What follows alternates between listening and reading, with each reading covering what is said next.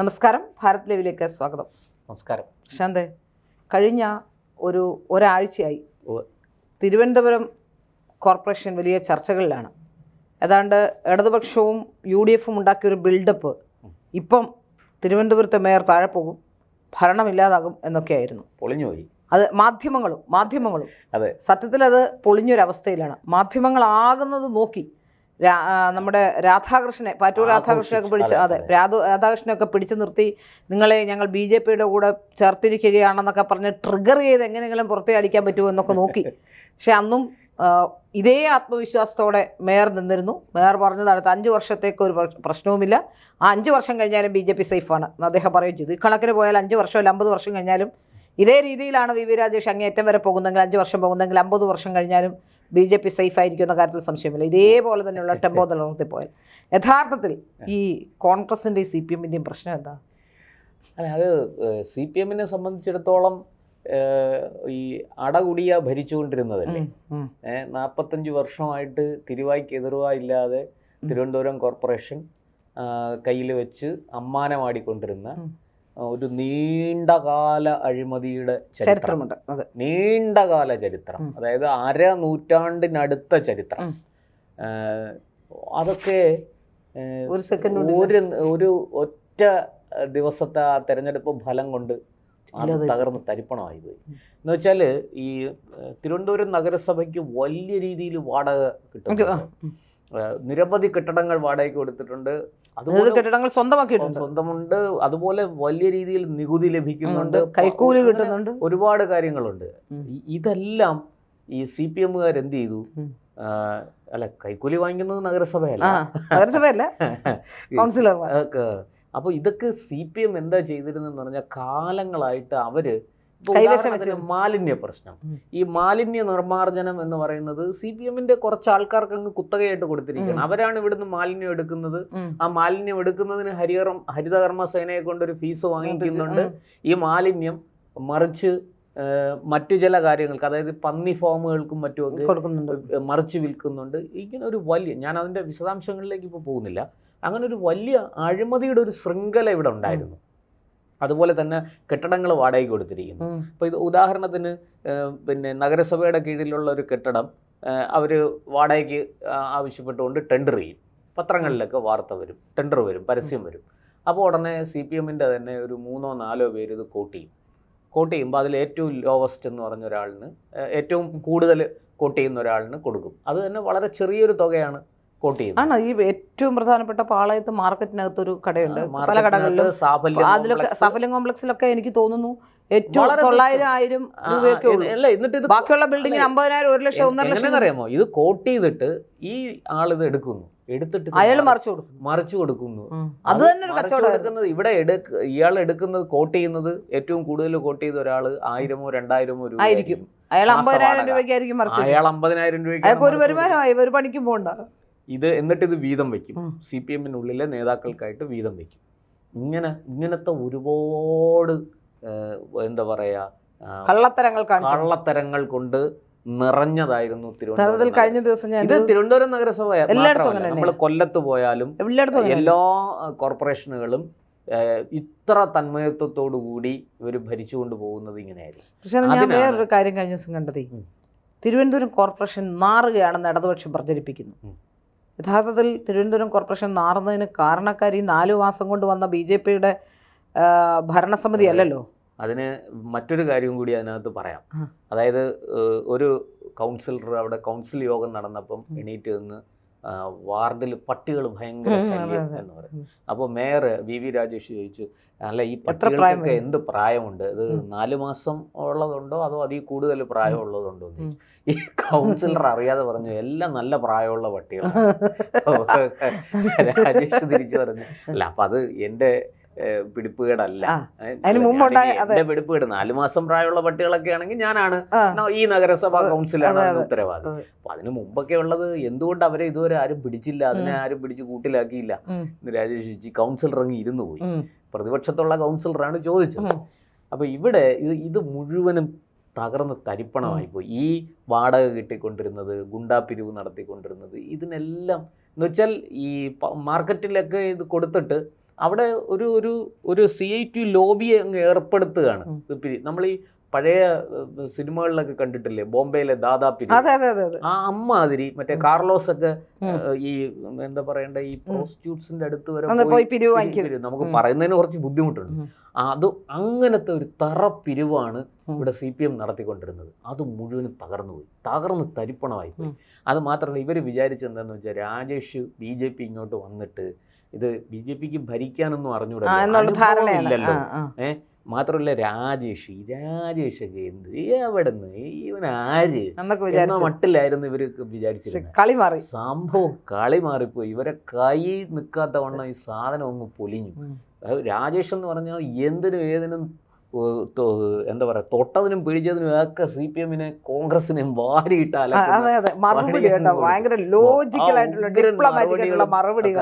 ഞാൻ മറ്റൊരു കാര്യം പറയാം.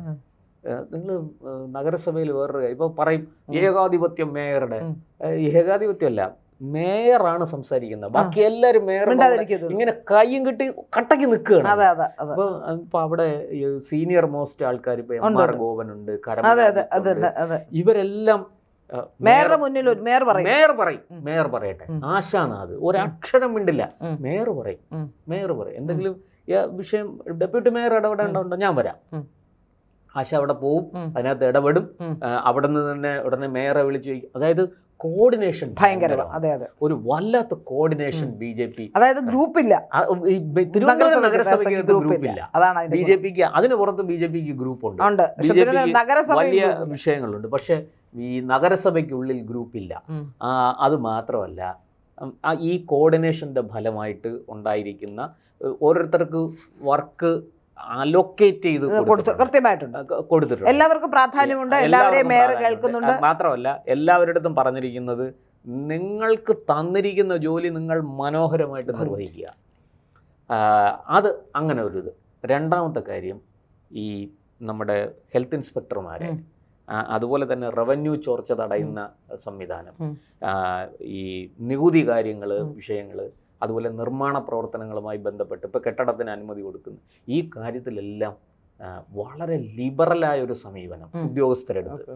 എന്നാൽ അവിടെ അഴിമതിയും സ്വജനപക്ഷപാതവും അത് നിങ്ങൾ ഉണ്ടാക്കരുത്. നിങ്ങൾ നിങ്ങളുടെ ജോലി ചെയ്യുക. അതിനുള്ള ഏറ്റവും നല്ല പിന്തുണ ഞങ്ങൾ. എനിക്ക് തോന്നുന്നു ഉദ്യോഗസ്ഥന്മാർക്കും രാജേഷിനോട് എതിർപ്പില്ല. രാജേഷ് ഇതൊക്കെ കണ്ടുപിടിക്കും. രാജേഷ് വളരെ മാന്യമായി അവരോട് ഇടപെടും. രാജേഷ് നടക്കുന്നത് മുഴുവനും ഒരു കയ്യിൽ ക്യാമറയായിട്ടാണ്. എന്ന് വെച്ചാൽ എന്ത് സംഭവം ഉണ്ടെങ്കിലും ഇത് അപ്പം പിടിച്ച് നേരെ പുറത്തു വിടുക. അപ്പൊ ഇത് ലോകം മുഴുവനും കാണും, നമ്മൾ നാറും എന്നൊരു ധാരണയുണ്ട്. അതുകൊണ്ട് ഉദ്യോഗസ്ഥന്മാരും മര്യാദയ്ക്ക് അടങ്ങി ഒതുങ്ങി ഇന്ന് ജോലി ചെയ്യുന്നു. ഇനി പിന്നെ മറ്റൊരു കാര്യം, അവിടെ താൽക്കാലിക അടിസ്ഥാനത്തിൽ ഒരുപാട് ഉദ്യോഗസ്ഥരെ വെച്ചിട്ടുണ്ട്. ഇവരെല്ലാം BJP ഇപ്പൊ പറഞ്ഞു വിടും എന്നാണ് പറഞ്ഞത്. പക്ഷെ രാജേഷ് വന്ന ഉടനെ പറഞ്ഞു അങ്ങനെ പറഞ്ഞു വിടില്ല. അതിൽ നിയമാനുസൃതം നിർത്താൻ കഴിയുന്നവരെ നിലനിർത്തും. അത് അപ്പോൾ അവരുടെ രാഷ്ട്രീയമൊന്നും നമുക്ക് വിഷയമല്ല. അവർ മര്യാദയ്ക്ക് ജോലി ചെയ്യണം. പിന്നെ ഒരു ഇതും ഇല്ലാതെ, അതായത് ഒരു 4 പേര് ജോലി ചെയ്യേണ്ടിടത്ത് 400 പേരെ ജോലി ചെയ്യിപ്പിക്കേണ്ട കാര്യമില്ല. അത് 4 പേരുണ്ടെങ്കിൽ 4 പേര് മതി. അത് നിജപ്പെടുത്തും. അപ്പോൾ ഇങ്ങനെ രാജേഷ് വളരെ കൃത്യമായിട്ട് ഒരു മേയർ എന്നുള്ള നിലയിൽ ചെയ്യാവുന്ന ഒരു പക്ഷേ എല്ലാ കാര്യങ്ങളും എനിക്ക് തോന്നുന്നു ഒരു പക്ഷേ VD സതീശനെക്കാട്ടിൽ കൂടുതൽ കേരളത്തിൽ പൊതുസഭ ചർച്ച ചെയ്യുന്ന ഞാൻ ഒറ്റ കാര്യം, ഞാൻ ശ്രീലയുടെ ഒറ്റ ആരാ കൊല്ലം മേയർ എനിക്കറിയില്ല. തിരുവനന്തപുരത്ത് കൊച്ചി മേയർ മിനിമോൾ ആണെന്ന് അറിയുന്നത് മറ്റേ ഇഷ്യൂ വന്നതുകൊണ്ട്. കണ്ണൂർ മേയർ അറിയത്തില്ല, കോഴിക്കോട് മേയർ സത്യത്തിൽ പേരറിയത്തില്ല. അപ്പോൾ തൃശ്ശൂർ മേയർ, അതും ഒരു ചെറിയ ഇഷ്യൂ ഉണ്ടായതുകൊണ്ട് അറിയാം, പക്ഷെ എന്തായാലും പേരോർക്കുന്നില്ല. പക്ഷെ ബാക്കി നമുക്ക് സത്യത്തിൽ നിരന്തരം വാർത്തകളിൽ നമ്മുടെ മുഖ്യധാരാ മാധ്യമങ്ങൾ എടുത്തു നോക്കൂ, തിരുവനന്തപുരം കോർപ്പറേഷനാണ് വാർത്തകളിൽ നടക്കുന്നത്. സത്യത്തിൽ ഈ മാധ്യമങ്ങളുടെ ഒരു ഇരട്ടത്താപ്പിനകത്തുണ്ട് കേട്ടോ. അല്ല, അതിലേക്ക് ഞാൻ വരാം. ഡൽഹിയിൽ BJP ഓഫീസിൽ നരേന്ദ്രമോദിയുടെ പടത്തിനേക്കാൾ വലിയൊരു പടം രാഹുൽ ഗാന്ധിയുടെ വെച്ചിട്ടുണ്ട്. ഗാന്ധിയാണ് നമ്മുടെ ഐശ്വര്യം. അതുപോലെ തിരുവനന്തപുരം BJP ജില്ലാ കമ്മിറ്റി ഓഫീസിൽ CPM-കാരുടെ പടം, ശിവൻകുട്ടിയുടെയും കടകംപള്ളിയുടെ ഒക്കെ പടം വയ്ക്കണം. കാരണം ഇവർ ചെയ്തു കൊടുക്കുന്ന സഹായം നഗരസഭയിൽ BJP പൈസ കൊടുക്കാതെ പ്രൊമോഷൻ കിട്ടുന്നു. ഇത്രയും വലിയൊരു പ്രൊമോഷൻ BJP വേറെ ആര് കൊടുക്കുന്നു? ഇപ്പൊ ശബരിനാഥനും തൊട്ട് വി. രാജേഷിന്. അപ്പൊ അത് എന്തുകൊണ്ടാണെന്ന് വെച്ചാൽ നോക്കിയപ്പം ഇവര് വലിയ വിവാദങ്ങൾ ഇവര് തമ്മിലാണ്, CPM-ഉം BJP-യും തമ്മിലാണ്. കോൺഗ്രസ് ഇല്ല ചിത്രത്തിൽ. അപ്പൊ ശബരിനാഥിന് കുരുകൂട്ടി, ശബരിനാഥ് ഉടനെ ചാടി ഇറങ്ങി. അതാണ് ഈ പ്രത്യേകിച്ച് വേറെ പണിയുമില്ലല്ലോ. അല്ല, വിവരക്കേടാണ് കാണിച്ചത്. അതായത് അവിശ്വാസം കൊടുക്കാനുള്ള മിനിമം. അതാണ് ഞാൻ പറഞ്ഞത്, അത് മാധ്യമങ്ങളുടെ ഭാഗത്തും അവിശ്വാസം കൊടുക്കാൻ മിനിമം 2 പേർക്കും കഴിയില്ല എന്നിരിക്കെ ഇവിടെ അവിശ്വാസം കൊണ്ടുവരും. അത് ജനങ്ങളെ പാനിക്കൊക്കെ. ഞാൻ കഴിഞ്ഞ ദിവസം ചെങ്ങന്നൂർ ഒരു ക്ഷേത്രത്തിൽ പോയി. ആ ക്ഷേത്രത്തിൽ റെസിപ്റ്റ് എഴുതിക്കൊണ്ടിരുന്ന ആൾ എന്നെ കാണും. എന്നെ അറിയുന്ന ഒരാളാണ്. അറിയുന്ന വെച്ചാൽ വലിയ പരിചയമല്ല, ചാനലിലാണെന്ന് അറിയുന്ന ഒരാളാണ്. പെട്ടെന്ന് പുള്ളി എന്നോട് ചോദിക്കുന്ന തിരുവനന്തപുരത്ത് അവിശ്വാസം എന്താന്ന്. പുള്ളി ഈ റെസിപ്റ്റ് എഴുതുമ്പോൾ പുള്ളി അത് ആ ആകാംക്ഷയിലേക്ക് കേരളത്തിലെ ജനങ്ങളെ കൊണ്ടുപോയി എന്ന് എത്തിച്ചത് മാധ്യമങ്ങളുടെ കള്ളത്തരമാണ്. മാധ്യമങ്ങളുടെ കള്ളത്തരവും ഈ അതായത് അതിന് നിയമപരമായ ഒരു കാര്യങ്ങളും അത് അവിശ്വാസം കൊണ്ടുവരാൻ കഴിയില്ല. 3-1 അതെ 3-1 ഇത് വേണം. മനസ്സിലാക്കേണ്ടത് എന്താണെന്ന് അറിയാമോ, ഈ ശബരിനാഥിനെ ഉപദേശിക്കുന്ന കുറച്ച് മാധ്യമ പ്രവർത്തകരുണ്ട്, ഇപ്പുറത്തെ SP ദീപകിനെ ഉപദേശിക്കുന്ന കുറെ മാധ്യമ പ്രവർത്തകരുണ്ട്, കടകംപള്ളിയെ ശിവൻകുട്ടിയൊക്കെ ഉപദേശിച്ച് ഈ വഴിയാക്കി. ഇനിയിപ്പോ അടുത്തത് SP ദീപകിന്. അപ്പോൾ ഇവര് പറഞ്ഞു കൊടുക്കുന്നതാണ് ഒരു അവിശ്വാസം കൊണ്ടുപോവാ. അപ്പൊ നമുക്ക് സഭയിൽ നമുക്കൊന്ന്, നഗരസഭയിൽ നമുക്കൊന്ന് പിടിച്ചു നിൽക്കാം. ഈ ഉപദേശിച്ചു കൊടുക്കുന്ന മാധ്യമ പ്രവർത്തകന് മുനിസിപ്പൽ ആക്ടിനെ ചുക്കു പറഞ്ഞുകൂടാ. മാധ്യമ പ്രവർത്തകനാണോ മാധ്യമ പ്രവർത്തകയാണോ എന്ന് എനിക്കറിയില്ല. എന്തായാലും ഈ രണ്ടിലേതാണെങ്കിലും ഈ മാപ്പറയ്ക്ക് അല്ല, അത് പറയാൻ പറ്റില്ല. അപ്പോൾ ശബരിനാഥിന്റെ അടുത്ത് ശബരിനാഥ് ചാടി വീണ് എന്നാ ഈ IAS കാരിയായ ഭാര്യയോടെങ്കിലും ഒന്ന് ചോദിക്കണ്ടേ മുനിസിപ്പൽ ആക്ട് എങ്ങനെയാണ്, കുറച്ചൊക്കെ അറിയാമായിരിക്കുമല്ലോ. അല്ല, വേറൊരു കാര്യമുണ്ട്, അവര് പിണറായി ഭക്തി, അതുകൊണ്ട് ശബരിനാഥൻ നാണം കൊടുക്കില്ല. അതെ, ശബരിനാഥൻ നാണം കെട്ടോട്ടെ കോൺഗ്രസ്സുകാരനല്ലേ, ചിലപ്പോൾ അതും അറിയാൻ അങ്ങനെ വിചാരിച്ചേക്കാം ചിലപ്പോ. അപ്പോൾ ശബരിനാഥ് നോക്കിയപ്പം അങ്ങനെ ഇവര് തമ്മിൽ കൊണ്ടും കൊടുത്തും ഒക്കെ മുന്നോട്ട് പോകും. എന്റെ പേര് രാജേഷിനാണ് മാർക്ക് കിട്ടണമെങ്കിലും നമ്മൾ ചിത്രത്തിലേ ഇല്ല. കോൺഗ്രസ് ഭരിക്കുന്നതാരാ? കേരളം കോൺഗ്രസ്. മാത്രമല്ല ഈ മന്ത്രിസഭയിലും ഒന്നും ഇല്ലല്ലോ, MLA അല്ല മന്ത്രിസഭയിലല്ലോ. പിന്നെ എന്തെങ്കിലും ശബരിനാഥ് ഈ എടുത്ത പിടിയെ ചാടി വീണ് ഇപ്പൊ അങ്ങ് നമ്മള് തള്ളി പറഞ്ഞ അവിശ്വാസം കൊണ്ട് ഈ സംഭവം പറഞ്ഞു കഴിഞ്ഞ് ഇപ്പൊ രാജേഷ് കയ്യം കെട്ടിയിരുന്ന അവിശ്വാസം കൊണ്ടുപോവാ, നിങ്ങൾ കൊണ്ടുപോവാ. രാജേഷ് ആണെങ്കിൽ ഇങ്ങനെ നോക്കി. ഇന്നലെ രാജേഷ് പറയുകയും ചെയ്തത്, രാജേഷ് പറഞ്ഞത് ശരി, അവിശ്വാസമൊക്കെ കൊണ്ടുവന്നിട്ട് 2 പേരും ചേർന്ന് അവിശ്വാസം കൊണ്ടുവന്നാൽ ഉറപ്പായിട്ട് പിന്നെ പ്രതിപക്ഷ നേതാവ് BB ഗോപകുമാറായിരിക്കും പിണറായി വിജയനെ പിരിച്ചുവിടുന്ന ഭാഗത്തു നിന്ന്.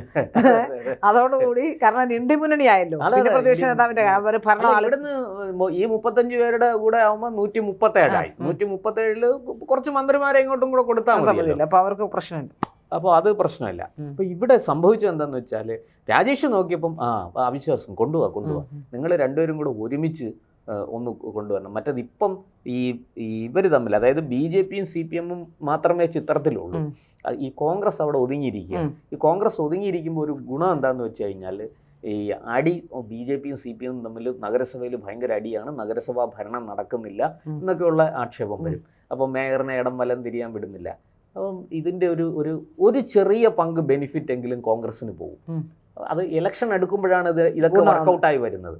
അപ്പോൾ അത് തീർന്നു ഇപ്പം. കാരണം ശബരിനാഥും ചാടി വീണു. ഈ പിന്നെ കക്ഷത്തിരുന്നത് പോവുകയും ചെയ്തു, ഉത്തരത്തിലിരുന്നത് എടുക്കാനും പറ്റില്ല. ഇന്നൊരു കോൺഗ്രസ്സുകാരെ എല്ലാം കൂട്ടിയപ്പോൾ കോൺഗ്രസിന്റെ ഭരണം ഉള്ളതുകൊണ്ട് എല്ലാവരും രാവിലെ ഖദർ വിട്ട് KPCC ഓഫീസിൽ വരും. ഇല്ലെങ്കിൽ ഒരുത്തനെ അവിടെ കാണാനില്ലായിരുന്നു കഴിഞ്ഞ 10-15 വർഷമായിട്ട്. ഇപ്പൊ രാവിലെ എല്ലാവരും അവിടെ വരുമെന്ന് തോന്നുന്നു. എല്ലാവരെയും കൂട്ടി ഇവിടെ കൂടെ ഒക്കെ ഒന്ന് ചുമ്മാ ഒരു പ്രകടനം പോലെ പിരിച്ചുവിടൂ, സുഗതനില്ലേ, സുഗതൻ എവിടെ എന്നൊക്കെ ചോദിച്ച് നടക്കുന്ന കാണുന്നുണ്ട്. അതിനപ്പുറത്തേക്കൊന്നും ചെയ്യാനും സാധിച്ചു. അത് രാജേഷ് പറഞ്ഞല്ലോ, എല്ലാ സമരങ്ങളെയും സ്വാഗതം ചെയ്യുന്നു. ഞങ്ങളും സമരത്തിൽ കൂടെ വളർന്നവരാണ്. പക്ഷെ അതിന്റെ പേരിൽ ജനങ്ങളുടെ ബുദ്ധിമുട്ടുകൾ, പരാതികൾ ഇതൊക്കെ ആയിട്ട് ഇവിടെ വരുന്നവരെ തടസ്സപ്പെടുത്തരുത്, പൊതുമുതൽ തകർക്കരുത്. ഇതൊക്കെ ഉള്ളൂ. ഞങ്ങളുടെ കണ്ടീഷൻ ഇത്രയൊക്കെ. അതുണ്ടായാൽ അതിന് നടപടി എടുക്കേണ്ടി വരും. അത് ഒരു ദാക്ഷിണ്യവും കാണിക്കില്ല, തീർച്ചയായിട്ടും നടപടിയെടുക്കും. വാസ്തവം പറഞ്ഞാൽ ഒരു മേയർ എന്നുള്ള നിലയ്ക്ക് രാജേഷും നഗരസഭാ ഭരണം BJP നിർവഹിക്കുന്നത് വളരെ ഭംഗിയായിട്ട്, ജനങ്ങള് തിരുവനന്തപുരം നഗരത്തിൽ മൊത്തത്തിൽ ഈ കഴിഞ്ഞ 4 മാസം കൊണ്ട് ഒരു ചിന്ത ഉണ്ടായിട്ടുണ്ട്. രാജേഷ് നല്ല മേയറാണ്. മാത്രമല്ല രാജേഷ് 1 മണിക്ക് ശേഷമാണ് വീട്ടിൽ പോകുന്നത്. 1 മണി വരെ ചെന്നാൽ കാണാൻ പറ്റും. അതിനൊക്കെ അപ്പുറത്ത് നഗരസഭയിൽ ഭരണം നടക്കുന്നുണ്ട്. ജനങ്ങൾ ചിന്തിക്കുന്ന അങ്ങനെയാണ്. നഗരസഭയിൽ ഇപ്പോൾ നാഥനുണ്ട്, നമ്മളൊരു പരാതിയായിട്ട് ചെന്നാൽ കേൾക്കാൻ ആളുണ്ട്, എന്തെങ്കിലുമൊക്കെ നടക്കും. എന്ന് വെച്ചാൽ നമ്മുടെ പരാതി 100% പരിഹരിച്ചു തരും, നമ്മളെ 100% സംതൃപ്തരാക്കി അവിടുന്ന് ചായയും വടയൊക്കെ വിടും എന്നല്ല. ഇത് എന്തെങ്കിലും ഒരു കാരണം ഇതങ്ങ് സഹികെട്ടിരിക്കുകയാണ്. ഇതിനെ ഇങ്ങനെ 4.5 പതിറ്റാണ്ടായിട്ട് ഇങ്ങനെ തലയെ ചുമന്ന് ഈ അമേദ്യം ചുമക്കുന്ന ഒരവസ്ഥയിൽ ഇതിനെ ചുമന്നുകൊണ്ടിരിക്കുകയായിരുന്നു. അവിടെയാണ് ഇപ്പോൾ ഈ മാറ്റം വന്നിരിക്കുന്നത്. അത് ജനം ശരിക്കും ഉൾക്കൊണ്ടിരിക്കുന്നു. ഇനി മറ്റൊരു പ്രധാന കഴിഞ്ഞ 5 വർഷം ഭരണമേ ഉണ്ടായിരുന്നില്ല, അഴിമതി മാത്രമേ ഉണ്ടായിരുന്നുള്ളൂ. അഴിമതിയും നിയമനവും ഒക്കെ എന്ന് വെച്ചാൽ മാത്രമല്ല കുഞ്ഞാവെ എഴുതി ചോദിക്കണം ആരോട്, ഞാൻ ഓരോരുത്തരോട് എഴുതി ചോദിക്കണം ഞാൻ എന്ത് ചെയ്യണം എന്ന് എഴുതി ചോദിച്ചാലേ കുഞ്ഞാവയ്ക്ക് ഭരിക്കാനും അറിയുള്ളൂ. എന്നിട്ട് പാവപ്പെട്ടവരെ മെക്കിട്ട് അത് തന്നെ അല്ല. ഇവിടെ ടിപ്പർ ആവശ്യത്തിന് വാങ്ങിയത് കിടപ്പുണ്ട്, അത് തുരുമ്പിച്ചോണ്ടിരിക്കും. അപ്പോൾ വാടകയ്ക്ക് CPM നേതാവിന്റെ ടിപ്പർ വാടകയ്ക്ക് എടുക്കും, നഗരസഭയുടെ മാലിന്യം നീക്കാനും മറ്റതിനും മറിച്ചതിനും. എന്തിന് നടക്കാത്ത പൊങ്കാല, ആറ്റുകാൽ പൊങ്കാലയ്ക്ക് ബിരിയാണി കൊടുത്തെന്നും പറഞ്ഞ് പിന്നെ ഫണ്ട് തിരിമറി നടത്തിയ കക്ഷികളാണ് ഇതൊക്കെ. ഇരിക്കട്ടെ. ഇനി മറ്റൊരു പ്രധാനപ്പെട്ട വിഷയം, 2 സ്വതന്ത്രന്മാരുണ്ട്. ഈ 4 മാസമായിട്ടും CPM-നോ കോൺഗ്രസിനോ ഈ 2 പേരെയും വളയ്ക്കാൻ പറ്റും. അതൊരു വലിയ കാര്യമാണ്. അതാണ് അവരാകെ പ്രതീക്ഷ അതായിരുന്നു, വലിയ പ്രതീക്ഷ. നീ ഇരിക്കണം, നമുക്കിപ്പോ ശരിയാണ്. ഇതിനിടയ്ക്ക് ചില ചർച്ചകൾ മാധ്യമങ്ങൾ തുടങ്ങി വെക്കുകയും ചെയ്തു. അതായത് രാധാകൃഷ്ണനെ മുൻനിർത്തി രാധാകൃഷ്ണനെ മേയറാക്കി ബാക്കിയുള്ളവരെല്ലാം കൂടെ ഭരിക്കും, രാധാകൃഷ്ണനെ മേയറാക്കാമെന്ന് പറഞ്ഞാൽ രാധാകൃഷ്ണൻ ചെല്ലും. രാധാകൃഷ്ണനെ CPM-ന്റെ ഉടായ്പകളൊക്കെ കണ്ടിട്ട് വന്ന ഒരാളാണ്. രാധാകൃഷ്ണൻ CPM എന്താണെന്ന് വ്യക്തമാണ്. അതുകൊണ്ട് വെയിലത്ത് പാടുമെന്ന്. അതെ, അതുകൊണ്ട് രാധാകൃഷ്ണനെ എങ്ങനെ പെട്ടെന്നൊന്നും നിങ്ങൾക്ക് ചാടിച്ചോണ്ട് പോകാൻ പറ്റുമെന്ന് അദ്ദേഹം വ്യക്തമായി പറഞ്ഞു. ചോദിക്കട്ടെ, ഈ രാധാകൃഷ്ണനെ ആക്രമിച്ചത്, ശാരീരികമായി ഉപദ്രവിച്ചത് അടക്കം എന്തെല്ലാം സംഭവം. അതെ അതെ അതെ. ഈ വഞ്ചിയൂർ ബാബു എന്ന് ഈ തെരഞ്ഞെടുപ്പ് കാലത്ത് പോലും സ്ഥാനാർത്ഥിയായിരിക്കും പോലും അന്ന് അയാൾക്കെതിരെ കേസ് പോലും കൊടുത്തിട്ടുണ്ട് രാധാകൃഷ്ണൻ. ആ പരാതി പോലീസ് സ്വീകരിച്ചില്ല. അതെ അതെ. ഇത് ഇപ്പൊ രാധാകൃഷ്ണൻ നമ്മുടെ ഒരു സഹയാത്രികനാണ്, മാധ്യമപ്രവർത്തകനാണ്, പ്രസ് ക്ലബിന്റെ ഭാരവാഹിയായിരുന്നു. നമുക്ക് രാധാകൃഷ്ണനെ അടുത്തറിയാം, രാധാകൃഷ്ണന്റെ സ്വഭാവം അറിയാം. രാധാകൃഷ്ണന്റെ അടുത്ത് പിത്തലാട്ടം ഒന്നും നടക്കില്ല. രാധാകൃഷ്ണൻ അതിന് നിന്നു കൊടുക്കുന്ന ആളല്ല. പിന്നെ രാധാകൃഷ്ണൻ്റെ അടുത്ത് കളിക്കാൻ പോയാൽ 1-ന് 10 രാധാകൃഷ്ണൻ തിരിച്ച് കളി പഠിപ്പിക്കുകയും ചെയ്യും. അപ്പോൾ ഇവർ വിചാരിച്ച അതൊന്ന്. 2, ഈ ഞാൻ കഴിഞ്ഞ ദിവസത്തെ ചർച്ചയിൽ അണമുഖം കൗൺസിലർ എന്നാണ്, ക്ഷമിക്കണം, അണമുഖമല്ല, പൗണ്ട്